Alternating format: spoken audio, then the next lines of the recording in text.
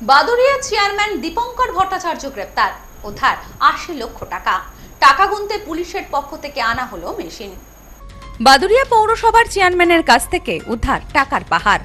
দুর্নীতি ও আর্থিক তছরূপের অভিযোগে বাদুড়িয়া পৌরসভার চেয়ারম্যান তথা তৃণমূল নেতা দীপঙ্কর ভট্টাচার্যকে গ্রেপ্তার করেছে পুলিশ।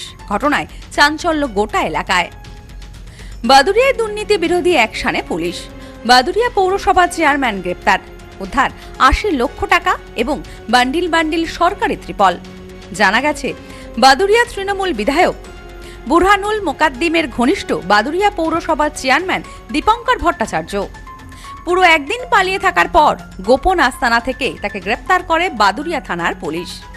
গতকালই আমরা দেখিয়েছিলাম এই দীপঙ্কর ভট্টাচার্যের পার্টি অফিস থেকে এবং একটি বাগান বাড়ি থেকে ৪,০০০ সরকারি ত্রিপল উদ্ধার করেছে পুলিশ। নেতার বাড়ির পাশ থেকে উদ্ধার হলো বান্ডিল বান্ডিল টাকা।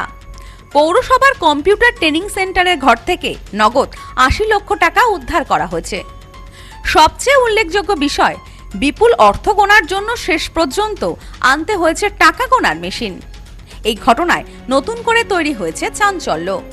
জানা গেছে, বাদুড়িয়া পৌরসভার তৃণমূল নেতা তথা চেয়ারম্যান দীপঙ্করের বাড়ি যেই ওয়ার্ডে, সেই ওয়ার্ডেই রয়েছে পৌরসভা। আর সেই পৌরসভার কম্পিউটার ট্রেনিং সেন্টারে থরে থরে সাজানো ছিল টাকার বান্ডিল। এখন প্রশ্ন, উদ্ধার হওয়া টাকার মালিক কে? এ প্রসঙ্গে স্থানীয় বাসিন্দাদের এক অংশের দাবি, পুরসভার এই কম্পিউটার ট্রেনিং সেন্টারের বেশিরভাগ সময় তালা লাগানো থাকত, আর সেই চাবি রাখতেন খোদ চেয়ারম্যান নিজেই। এই সেন্টারের চাবি যেহেতু তৃণমূল নেতা তথা চেয়ারম্যানের কাছে থাকত, ফলে অনেকেরই অভিযোগ সেখান থেকে উদ্ধার হওয়া টাকা সমস্তটাই ওই চেয়ারম্যানের। প্রশাসনের হাত থেকে বাঁচতে কম্পিউটার ট্রেনিং সেন্টারের ঘরে টাকাগুলো লুকিয়ে রেখেছিলেন তিনি। রাজ্যে পালা বদলের পর নতুন নতুন ঘটনা সামনে আসছে।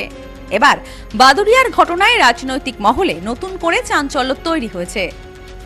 জানা গেছে, ধৃতকে মঙ্গলবার বসিরহাট মহকুমা আদালতে তোলা হয়। শেষে খুব একটা আশ্চর্যজনক ঘটনা ঘটে। এখান থেকে প্রায় ৮০ লক্ষ টাকা উদ্ধার হয়। সেই টাকা 3টে মেশিনে গোনা হয়েছে। পুলিশ সিজার লিস্ট করে সমস্ত টাকা এবং জিনিসপত্র যা পাওয়া গেছে নিয়ে গেছে।